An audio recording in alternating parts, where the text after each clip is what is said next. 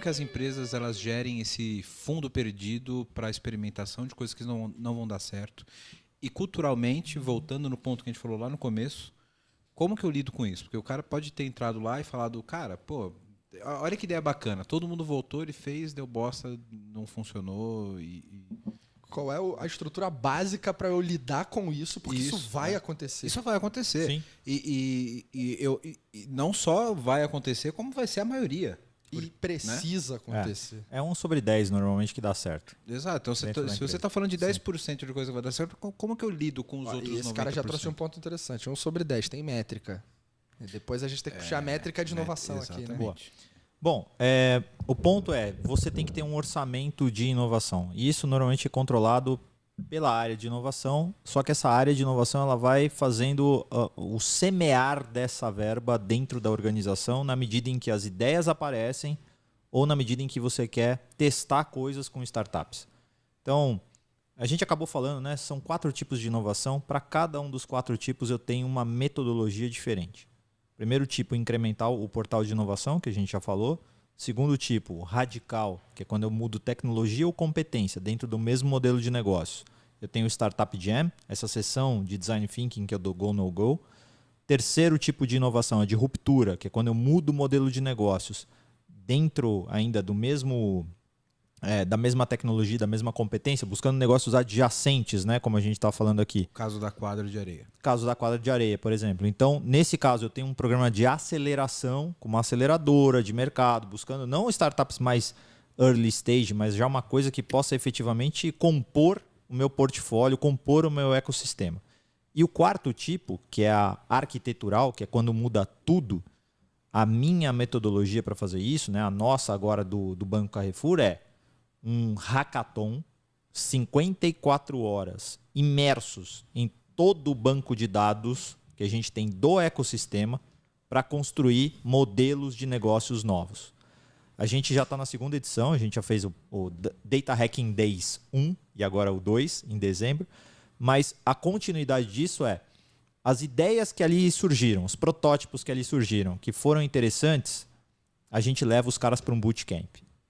São 3 semanas imersos para codar e transformar o protótipo numa prova de conceito testada com clientes reais, para ver se tem realmente de fato alguma coisa ali.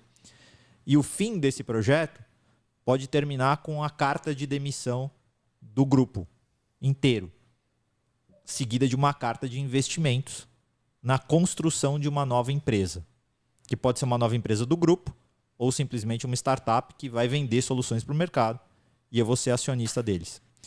O primeiro Data Hacking Days... Nada mal essa demissão, né? Nada mal. Nada mal. O primeiro Data Hacking Days acabou revelando um grupo. São 4 caras geniais. Os caras montaram praticamente uma Martech, né? Então, uma empresa de marketing associada a dados e tecnologia, enfim.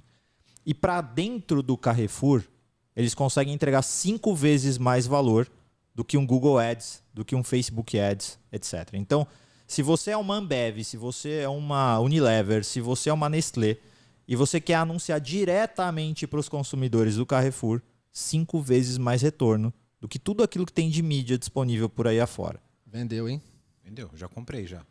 Esses caras, a gente está num processo de reestruturação interna justamente porque é um processo novo, né? Assim, ninguém estava esperando que fosse sair isso, né? A gente tem uma metodologia para construir isso, então a gente está um pouco ali num compasso de espera, mas para voltar com carga total agora a partir de junho, os 4 estão agora debaixo do time de inovação.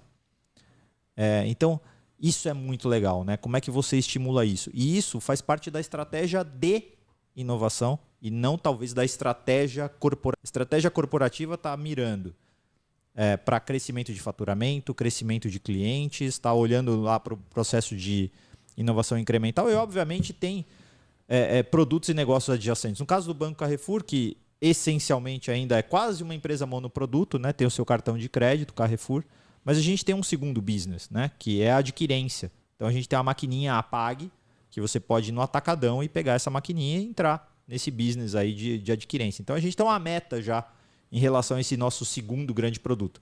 Assim como a gente tem, por exemplo, com seguros, Só uma etc. coisa, Charles, acho que a galera não sabe o que... Porque você falou atacadão, né? Atacadão, sim. É porque faz parte do mesmo grupo. Sim. Bom, o grupo Carrefour, né, Tem gente que imagina, nem saiba que Carrefour tem um banco. Legal. Então, bom, deixa eu dar um passo para trás. Foi bom. Inclusive, tem gente do Brasil inteiro que talvez não saiba da amplitude do Carrefour em todos esses business, né? Legal. Porque aqui em São Paulo a gente tem muito Carrefour, varejo Carrefour, mas no resto do Brasil nem tanto. Bom, o Carrefour como ecossistema, né? Ele tem as lojas de hipermercado Carrefour.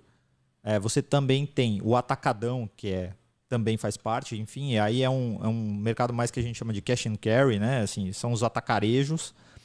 Você tem as lojas de proximidade, como Express e Market do Carrefour. Agora a gente comprou recentemente o grupo Big, então a gente vai ser dono também, vai converter algumas lojas, mas vai ser dono também do Sam's Club, né?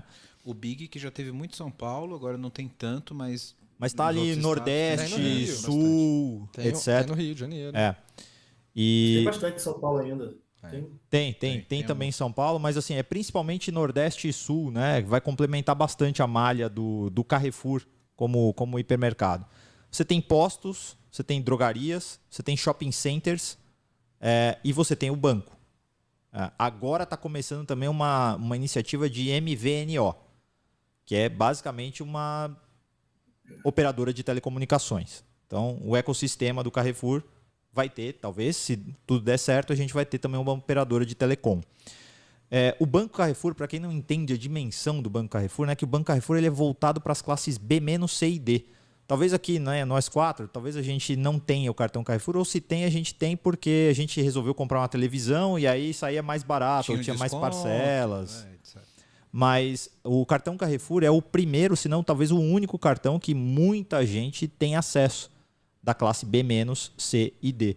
E aí, não à toa, em mercado de crédito, né, acho que, vamos falar de novo, né, em mercado de crédito, o Banco Carrefour muitas vezes ocupa o 5º lugar no país.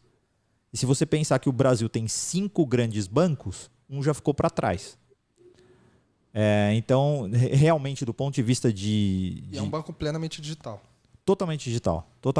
A gente tem a parte analógica, que são as lojas, né? Se você pensar assim, cada loja do Carrefour funciona como uma agência. Sim. Mas nasceu com essa necessidade, de fato, de oferecer crédito para os clientes do varejo. Perfeito. E complementando aqui, até para você continuar a explicação, Charles. Esse olhar veio de olhar mercados adjacentes? Pô, galera, tem aqui, porque até puxando a malha aqui, quem nunca pagou, eu tenho 38 anos, mas eu já paguei um boleto das Casas Bahia. Lembra? O sim. carnezinho? Quem nunca? Né? E isso já é um nicho que você olhava, né? Então, tipo, eu ofereço crédito para essa galera, eu assumo o risco e eu sou um varejista. Eu poderia ser um banco? Eu acho que sim, né? Então, parte nesse sentido de olhar também o adjacente, Charles? Foi daí que nasceu? Totalmente, porque inclusive se você olhar toda a história do Carrefour, né, o Carrefour tem anos e anos e anos de Brasil, né? E o Brasil, a gente sabe, é uma verdadeira montanha-russa econômica, né? Então, Tanto que o nosso sistema bancário é o mais avançado do mundo, porque precisa realmente suportar uma mudança de feature a cada semana, né? Impressionante. E nessa montanha-russa, o Carrefour já enfrentou momentos extremamente azuis e extremamente vermelhos. E talvez eu esteja simplificando um pouco essa história, mas a verdade é que o Carrefour, como varejo, já esteve até em condição de ser vendido. Eu me lembro de alguma coisa alguns anos atrás. Exatamente. E aí, só que tinha uma operação de banco já muito forte, que valia muito. Então, o Banco Carrefour hoje, 49% dele é do Itaú. E esse sobrefôlego financeiro que permitiu essa venda fez com que o Carrefour hoje se tornasse, né, o maior varejista do país, o maior empregador do país, né, e ter negócios que surfam de formas diferentes as diversas crises que a gente enfrenta.